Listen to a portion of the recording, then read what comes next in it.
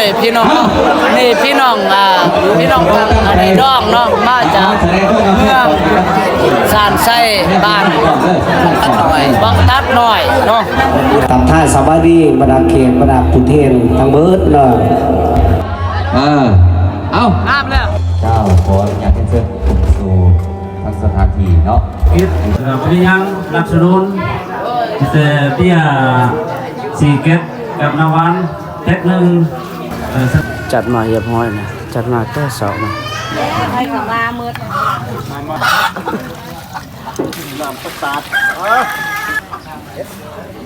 เป็นเอกตกขวานโอ้ยโฟนนี่ซ่องหม้อเลยนะ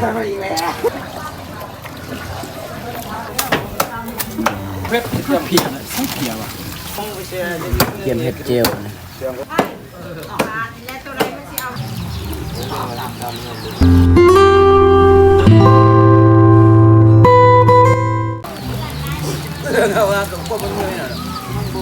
ลำบากพี่น้อยเฟืองนี่อันนี้เปียกถึกฝนถึกน้ำฝนเปียกเฝ้าน้ำมันบ่ออันนี้บ่ค่อยลุก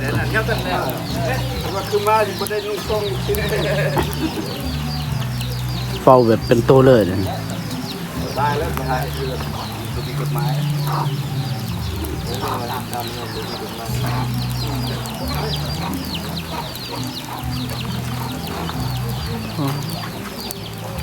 ถึกน้ำฝนเปียกนะครับไฟมันบลุกเนาะ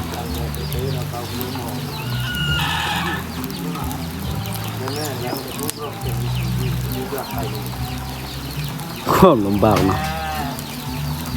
เอ้ยเล่นไพ่เล่นมันนะแม่ต้องมันไพ่1 โมง 2 โมงมาดิ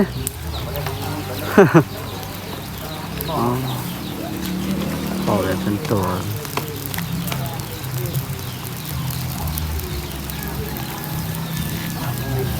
โอ้อันนี้เอาน้ำห่อนเนี่ยขูดหนังมันออกเนาะเอาน้ำห่อนเนี่ยลอกหนังมันออกสบายเห็ดแบบนี้มันยากไฟมันบลุกงานนี้เขาจัดไงเลยกินงัว3 ตัวเด้หน่วยจับมือเสาเนี่ย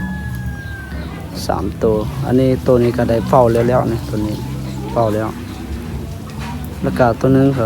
เขาเจ้าก็ได้จัดจานแล้วนะยังอีกตัวตรงกลางตัวนี้กำลังอันนี้หลอกคนเลยแล้วก็เอาเฟืองเฝ้านะจัดจานเฟืองเขาในเปียกเบิดเนี่ยนะถึกน้ำพลฮะแม่มีบ่ตัวเห็นมีบ่มีแต่เปียกหมดนะเพื่อนเฮากับเปียกนั่นน่ะ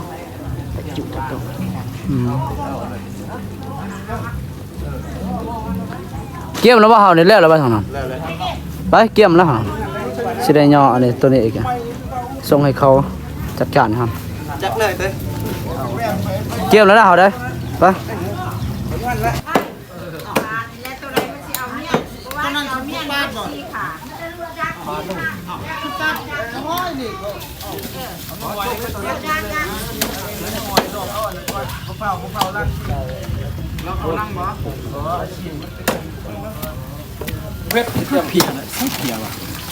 พี้ยนี่ขาเพี้ยเขาคล้องกับเบิดเด้จะใจยี่ส่วนว่าคล้อง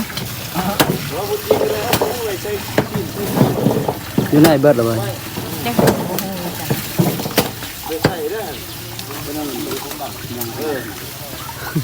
เน็ตบายคี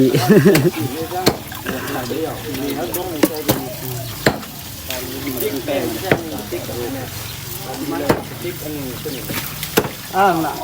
โบแล้วน้ำมูสอ่ะมาอันนี้ไว้ต้องมันต้องเป็นที่แล้วแล้วก็ใส่ต้องไปเชียร์เกียมเห็ดเจลขาเพียจัดหนักแล้วเนาะเผ็ดแล้วเด้อการนิชาแต่เพียมันใส่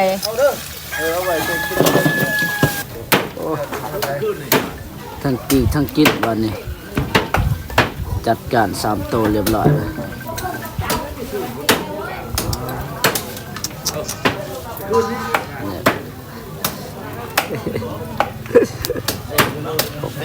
สำเร็จเสร็จสิ้นนะ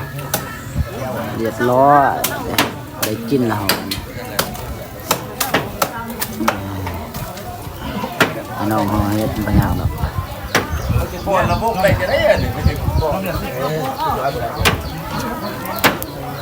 เป็นเนื้อสิบเศษ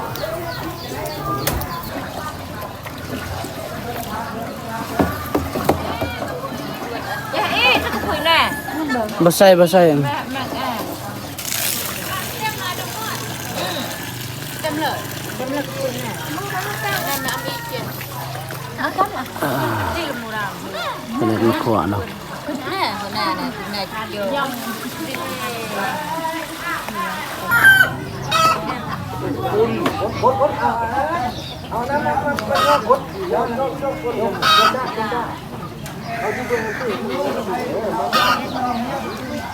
มันต้องของแอนดูด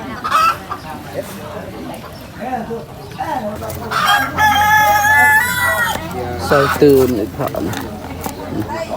พอปนบ่พอเลยพอปอม ไปลงทามเจนะเป็นจะได้หัวหน้านุ่นมาเป็นเจบ่ให้ไป งานประมาณนี้ไปกับมาเมื่อ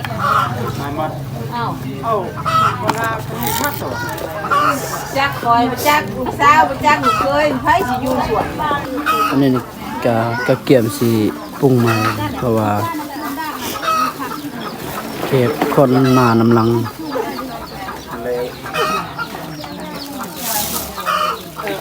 โตครับปรุงมื้อเช้าหั่นแล้วเนาะ ยำแรกเก็บออก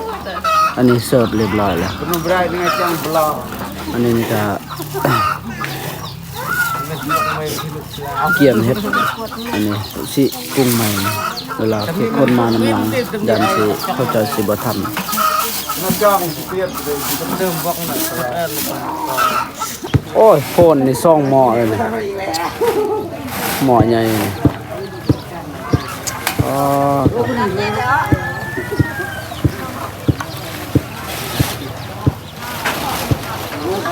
สถานที่บอนอันนี้เฮ็ดอาหาร น้ำตุ๊กตาน้ำตุ๊กตา โอ้โหเคียงเคียงโอ้เด้จนโยเนาะ 120 ลิตร120ได้เห็น ได้อยู่ 120เหรอ 120 ลิตร หม้อ120โพนนะ แม่น เป็นเอกครอบครัวนะ ว่าที่มันกรีดต้น ตำกลังมาชมมันเลยชม เรื่องนี้เนี่ยชิมรอเลย โอ้ขึ้นไปได้ก็นี่ใส่นี่ขึ้นไปได้ก็ล้างก็นี่โบราณเรากูดิ พุช ใส่เอามาในถ้วยแน่นึง ถ้วย น้ำน้ำ โอ้ย น้ำ เป็นอยู่บ่เนาะ มาจอก ตำด้วย เสร็จสิมามันยุ่มมันหยะ Baraja. Udah lah, tahu. Wah, sudah ke okeแล้วจิกแล้วมันฟอกได้มันอัด อืม เป็นชั่วโมงแล้ว Ada mesuh lah. คือพลอกงั้นอ่ะโอ้เดียวล่ะ ยังหาบ่ได้นอนเมื่อคืนน่ะ ya pia ta kok leh apa pedal pe ตัวให้อ่ะ bangalap ngalap penuh hai ไปยืม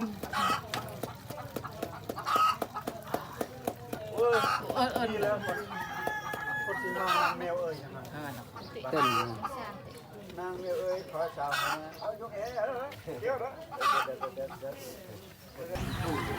จัดใหญ่โอ้ครับ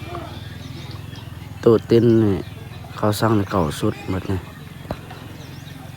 อันนี้วงเอกสร้างเอกตั้งหากคิดว่าตัวติ้นเจ้าของวงโอ้ เก่าสุดนะพุ่น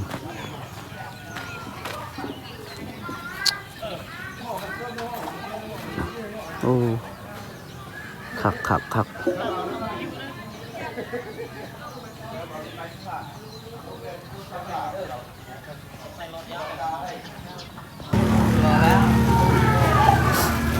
จัดมาเรียบร้อยนะจัดมาแต่เสาร์นะ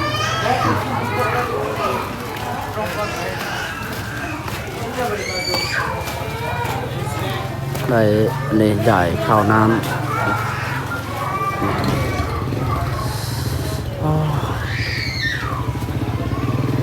คืนนี้บ่ได้นอนเบิดคืน จบบรรยากาศตอนเช้าทุกคนเลยครับ แต่เช้าเราก็ได้จัดอันนี้ข้าวน้ำตาปลาเนาะแกมชีอันนี้แล้วพักก่อนอันนี้เนาะ ประมาณ 7-8 โมงแล้วเนาะก็สิได้กินแล้วพักก่อนหมดแล้วเจ้งบ่คืนนี้เท่า เก่ง เก่งเนาะ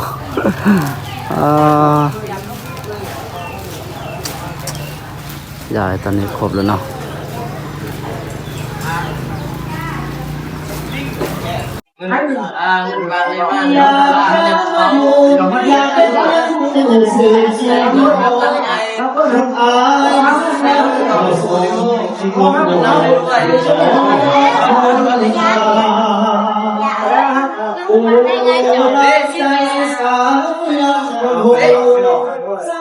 น้อยสวรรค์พร้อมครอบครัวน้องเอาให้เกียรติแดนเซอร์ก่อนเจ้าขออนุญาตแดนเซอร์สู่ทางสถานที่เนาะมีบริจาคทั้งประมาณ5-4 เท่าเนาะขอบที่งานเนาะบริจาคทุกประเด็นทางขอบจะถึงเนาะอีกคำก็เป็นเส้นของทั้งจังหวัดพังงา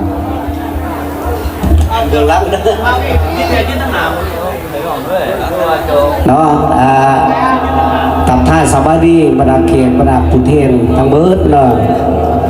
ไรเฮียนบรรดาทานอำนาจการปกครองถกแก่เร็วหุ่มตีเคารพและนับถืออย่างสูงเฮียนบรรดาเขตทั้งยิ่งและซ้ายที่เคารพและนับถือทั้งหลายข้าพเจ้าแสดงความนับถือฮักเพลงบรรดาพี่น้องทางสองพายตลอดหอดหมู่เพื่อนคู่บ่าวสาวที่มาร่วมงานในครั้งนี้ข้าพเจ้ารู้สึกภาคภูมิใจและปฏิยินดีที่ได้รับการบอกหมายจากเจ้าภาพทั้งสองพายที่เป็นที่หันบรรดาทานเขตที่มีเกียรติทุกภาคส่วน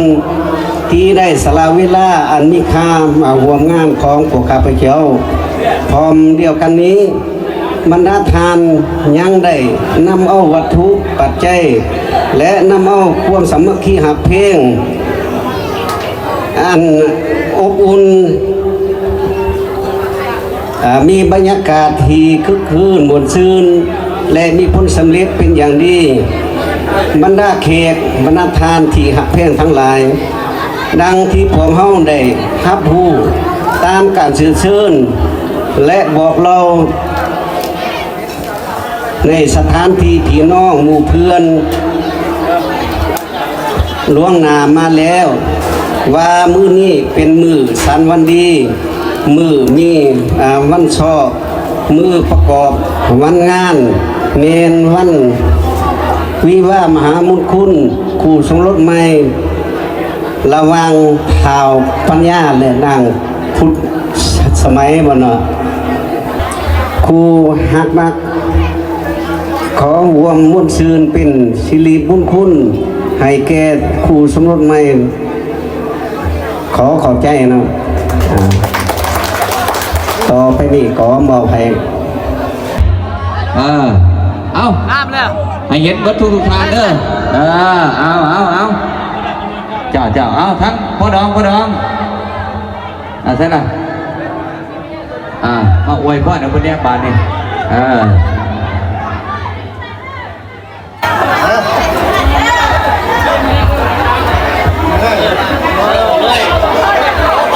เ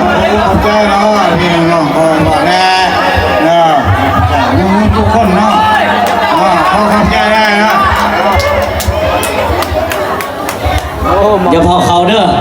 เป็นหอดระวงเลยเจ้าเอานักข้อนี้ขึ้นมาแล้วเอาผู้มอบมันจะเข้าเขาเด้อไฟเขานี่เสียอีกแก๊สหนึ่ง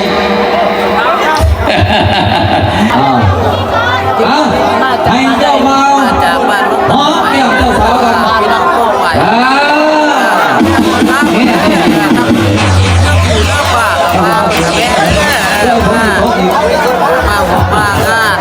เอานับหนึ่งถึงสามเด้อ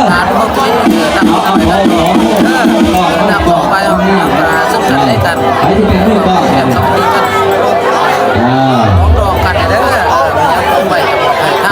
อนเจ้าของเรื่องเจ้าเบา ได้มาบ้าซี่ยังบ่ทันเดินจัง หอมแก้วเจ้าสาวกัน วังตัดน้อยเนาะ แม่ มีบ้านดังแดงบ้านวังตัดน้อยและบ้านต้องฝากเก่าต้องฝากเก่าดักพกต้องเกโอต้องเกโอที่แม่ติดกับเสด็จเวียดติดกับเสด็จเวียดลาว สองหนึ่ง มีบ้านดังแดงเป็นตัวบ้านต้องเกโอลงบ้านต้องเกโอติดกับบ้านเสด็จเวียดลงบ้านเป็นดักพกต้องฝากไปต้องฝากเก่าต้องตัดน้อย ท่านอยู่ท่านอยู่ ตัดใหญ่ไม่ตัดหน่วยลูกค้าราคา12เอาถ้าหัดสั้นหัดสักข้าวหน้าเสือแค่ไม่วายมาวันยังวันคือโบ้มาเลยเด้อ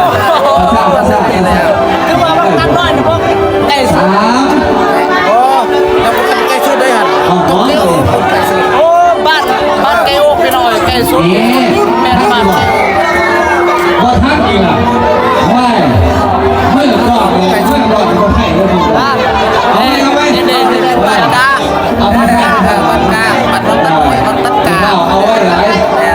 เอาไปเอาไว้ไหนสั้นใส่เบิร์ดหน่อยเอาสาม แอมเดียวกันคือว่าสั้นใส่เนี่ยคือว่าเมืองสั้นใส่เนี่ยช่วง สามเนี่ยมัน เข้าคือว่าลายเนาะมันมีลายสักเขามีสักเขาแท้สักเขาอาลับสักเขายังสักเขาโอ้ยมีผสมผสานกันอยู่สักเขาเรานี่ เนี่ยสั้นเมืองสั้นใส่เนาะมีลายสักเขาเราได้งานได้ลายเด้อทำกิจ เอาสามมาเนี่ยเอาหอมจะสาม ต่อทำไหนเด้อ พักไปเป็นเนี่ย นี่ได้หรอได้พลาดแล้วเนาะมาในที่เราทำให้เพื่อที่จะว่าหอมสามเดียว ไปทำ เราสามหอมสามเดียวด้วยพี่น้องนี่พี่น้องกับอันนี้น้องเนาะมาจากเมืองสานไส้บ้านตัดหน่อยบักตัดหน่อยเนาะอุตส่าห์มาพี่ตัดอะไรเนาะเดี๋ยวมื้อหน้าสิเจอกันใหม่เนาะมีโอกาสก็สิได้เจอกันใหม่เนาะมีแต่บ้านตัด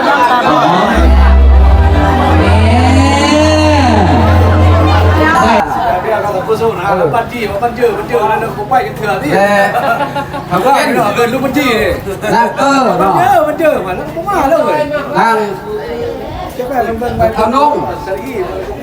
ขับเล็กนางโยดนางนาลีเนาะพวกแต่ว่าพวกผมมีอะไรซื้อเลยก็แม่นว่านี่เนาะอีกเซ่ มีซื้อนางเอกเซยเนาะ น้ำกันและเนาะและเจ้าภาพสำหรับผู้คน คิดพยายามสนับสนุนเบี้ยสีเก็ตกับนวันเท็กหนึ่งสนั่นแหละขอขอบใจเด้อนำร้านนำพี่นำน้องที่มาส่วนเดียวเข้านะขอขอบใจ เจ้า ให้ไอ้น้องเศรษฐกิจเนาะที่สละเวลาเนาะมื้อนี้พวกเขาก็ขอขอบใจเนาะบ่มีอีหยังเนาะพวกคอยอันนั้นเนาะถึงว่าสิบ่ทั่วบ่ถึงก็ขออภัยให้แล้วเนาะ เอาเลย เอาขอขอบใจ ตบมือ ทีมงานเฮาเนาะจัดมาแล้วเมื่อกี้บอก จัดแล้วโอ้ทางนั้น กินเราให้เนาะกินเราได้นี่